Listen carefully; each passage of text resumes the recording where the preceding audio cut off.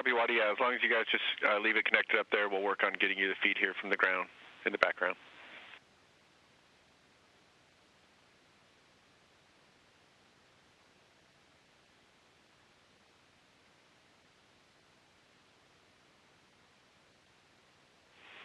Farmer, you have 10 seconds to get out of the shot.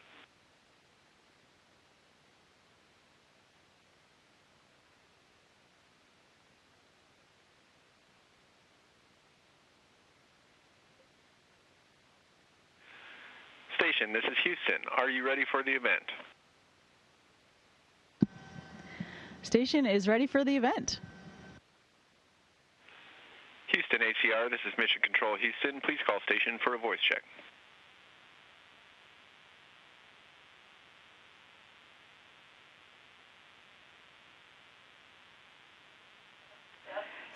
Station, this is Houston ACR.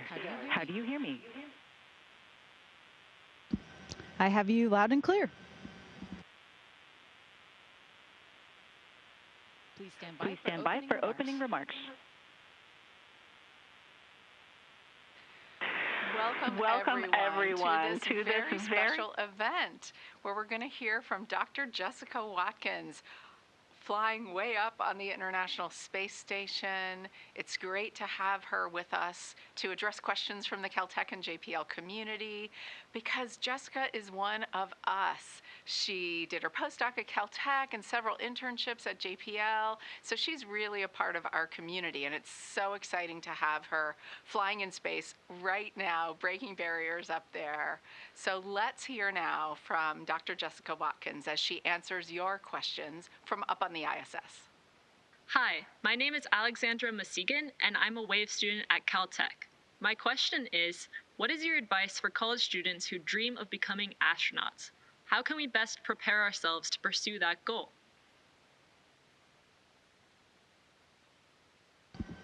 Hi, first of all, thank you so much for having me and listening in today. Super excited to be speaking with you all. That is a great question, and I would say to college students who are interested in this type of role, this type of career, find something that you're interested in. The one thing that all of my classmates and my crewmates have in common is that we don't have the same background. We all came from different experiences and different career paths that led us to this point. So there's no one single path that will get you here. So find something that you enjoy that gets you out of bed in the morning and pursue that.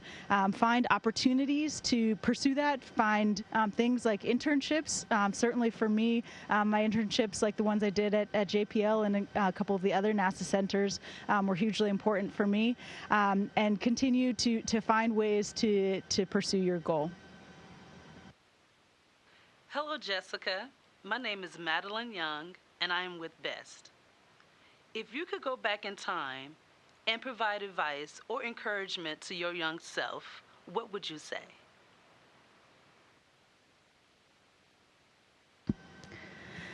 There's ultimately a lot of things I would probably say to my younger self, but I think one of them was something that I heard a lot growing up, especially from my parents and teachers and mentors, but something I'm not sure I fully believed until now, and that's that hard work really does pay off.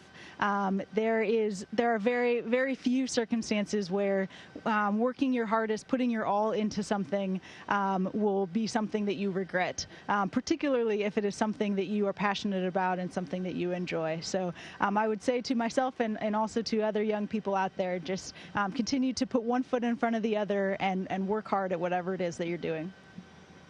Hi, my name is Sergio Parra, and I'm a graduate student at Caltech. My question is, how do you feel that your experience as a postdoctoral researcher at Caltech has uniquely prepared you for your selection and now active duty as a NASA astronaut?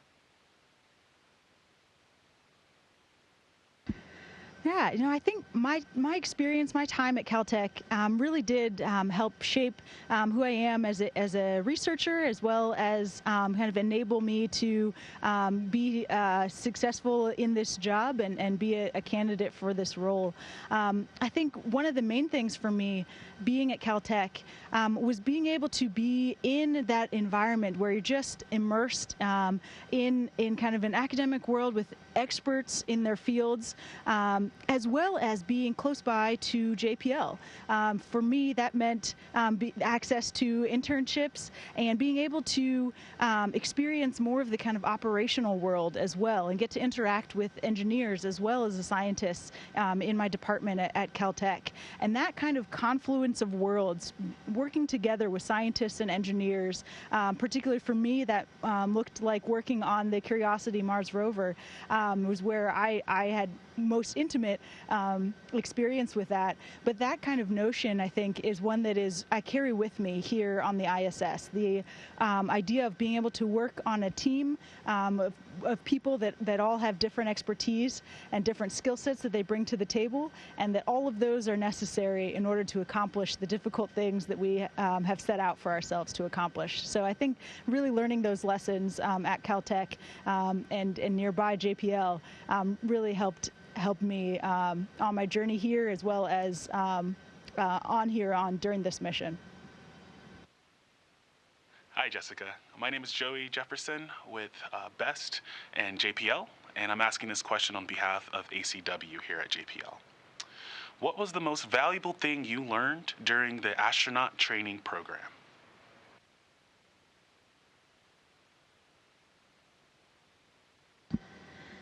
The astronaut training program is very diverse. We study and learn about many different aspects of the International Space Station and all of the different activities that we'll be doing once we get up to the International Space Station. We do flight training, learning how to fly the T-38. We do extravehicular activity training, so spacewalk training, as well as learning all about the ISS systems. So once we get up here, we know how everything functions and are able to help participate if something starts misbehaving. And I think all of those things are obviously very important to being successful up here on our ISS mission. But I think the kind of overarching skill set of being able to work in multiple different environments and being able to apply kind of the operational mindset in any given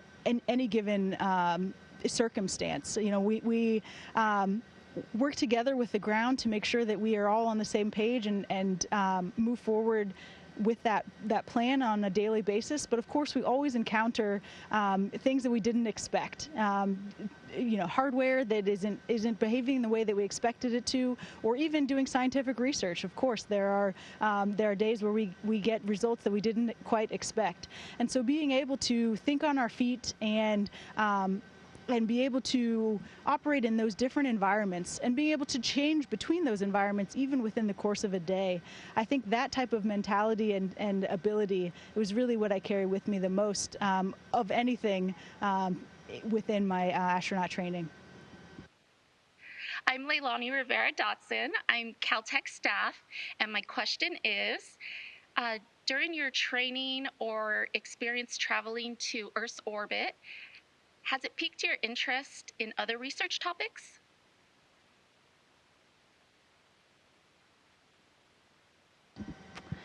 Yes, it has been a privilege to be able to put my hands in so many cookie jars, if you will, and get to experience so many different aspects of the different science that we do up here on the ISS, as well as the kind of engineering side, the hardware side, the technology side as well. So I've thoroughly enjoyed being able to get to be a student again and learn all about all of those different aspects. Certainly being up here on the ISS, for me, I think as a planetary geologist, and particularly one who studied Mars for most of my research, I have started to fall in love again with the moon. So looking out at our beautiful Earth, she's absolutely gorgeous, but the moon, for me, definitely steals the show. So I'm certainly excited about kind of the NASA's pursuit of the moon, and in our upcoming Artemis missions. We have the Artemis 1 launch in particular coming up the end of this month. So just super excited about the moon. Hi, Jessica. Thank you for doing this. My name is Joey Jefferson from JPL with BEST, and I'm going to ask a question from Mujige Cooper. Perseverance is collecting samples for eventual return. What geological features are you excited for the rover and eventually humans to investigate? Hi, Moo, first. Also, yes, I'm super excited about what Perseverance is doing on Mars, along with her older sister, Curiosity. I unfortunately have not had the time that I'd like to be able to follow Perseverance super closely in her recent journey, but I am super excited about the delta deposits that Perseverance is starting to climb up onto. I think is going to be really illuminating for us, hopefully give us some insight into the habitability of Mars and hopefully signs of ancient life as well. Those delta deposits will be the perfect place that if there are those signs there, that's where they will be. So I'm super excited about heading up there and then taking samples that we, as was recently announced, part of the Mars sample return program, to bring them back and investigate them even further here on Earth, and then pave the way for humans to Mars as well. Super excited about getting boots on the ground on the surface in the next several years. Hi, my name is Isabel Macias, and I'm a surf student at Caltech. My question is, what aspects of your research in the asteroid surveying project, specifically thermophysical modeling, have you applied to your current mission?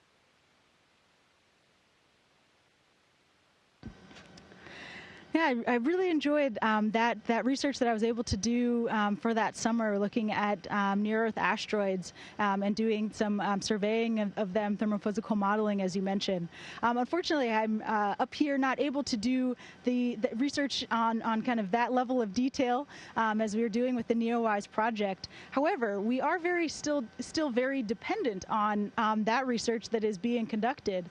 Up here, we rely on a whole team of people on the ground who are looking out for objects, space debris, if you will. Hopefully nothing the size of an asteroid, but looking for anything that would be essentially micrometeorites, small pieces of debris.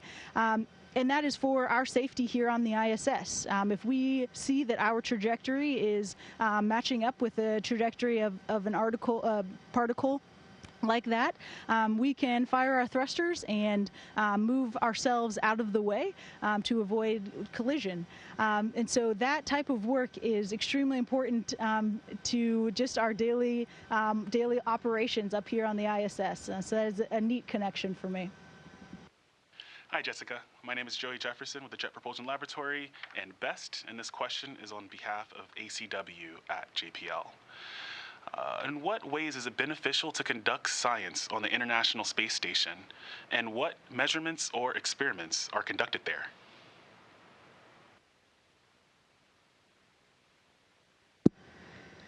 The really neat thing about doing science on the International Space Station is that we're able to utilize the microgravity environment up here on the ISS in order to conduct science in ways that we're not able to on the ground. On the ground, of course, we're governed by gravity, and essentially all that we know about how materials function, how cells function, etc., how even rocks function largely, is based on our understanding of how they function in gravity. So being able to pull them out of that environment allows us to see materials, see things in a new way that allows us to learn new things and understand things in a different way. We do lots of different types of science up here. We do material science, combustion science, so looking at how materials behave in microgravity. Biological science, so looking at cells and tissue growth. In particular, we have a study up here looking at immune cells and how they age in microgravity. And then also looking at how that immune function changes post-flight and whether it recovers. We also are looking at human science. So, of course, then we become the test subjects. And we're looking into how long-duration spaceflight affects the human body and brain. And then, of course, near and dear to my heart and to many of yours is Earth and space science. One of my favorite experiments going on right now up here in that arena is EMIT, the Earth's Surface Mineral Dust Source Investigation, which I know some of you are very familiar with. And that is an external payload that is looking at the mineral composition of dust in the atmosphere and its effects on the Earth's environment and climate. So there is a lot that we can use, take advantage of the ISS's unique vantage point, both for Earth observations as well as for scientific observations on board. My name is Kendall Smith. I'm an intern at JPL, and my question is, what new project on the space station may lead to the most impactful advancement in our lifetime?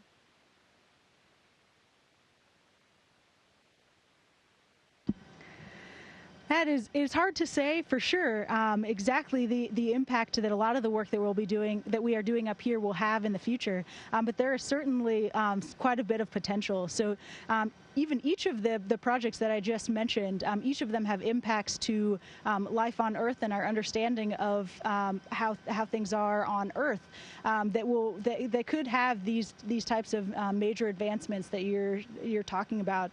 So the immunosenescence project, where we're looking at immune cell aging on Earth, the application is that it can help us understand why immune cells age faster on Earth, and hopefully illuminate pathways to preventing that aging, as well as maybe even reversing that aging as we look at how these cells recover in post-flight. Thinking about the human research that we do up here that has huge applications for looking into the future. So essentially we get to use the ISS as a test bed for future flight as we look to go further and further into the solar system, which will certainly be a huge advancement for us as humans. So there are certainly many ways where we can use the ISS and what we are doing up here to make life better back on Earth. Hello, Jessica. My name is Madeline Young, and I am with BEST. What advice would you provide to Black women who are interested in entering the field of aerospace?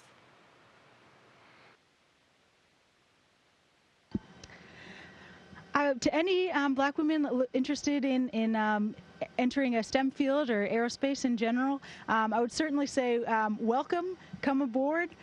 We need you, we want you. Certainly, I think diversity is what makes us great. And I think the ISS is actually a great example of that. We are my crewmates and I are just a small part of a huge team of people on the ground. We have engineers, scientists, operators, management folks. We have so many people on the ground that help support this operation day in and day out. And without those people that bring all different kinds of experiences and skill sets to the table, none of this would be possible. And so I think diversity is what allows us to be great. So I'd certainly encourage any Black women who are interested to pursue a career in this field. And I would also add, in terms of a piece of advice, to get mentors, seek out mentors, and allow them to support you. Certainly for me, that was crucial along my pathway. Just having people who are there to support you and encourage you along the way, help find opportunities for you. That is definitely something that was instrumental in my success. Thank you to everyone at Caltech and JPL for submitting your questions. Thanks to Dr. Jessica Watkins for answering those questions and for inspiring us all. It's so amazing that we get to spend time listening to one of our own up on the space station. Thanks to everyone for being with us today. Thank you so much to everybody for your time. It was great speaking with you today.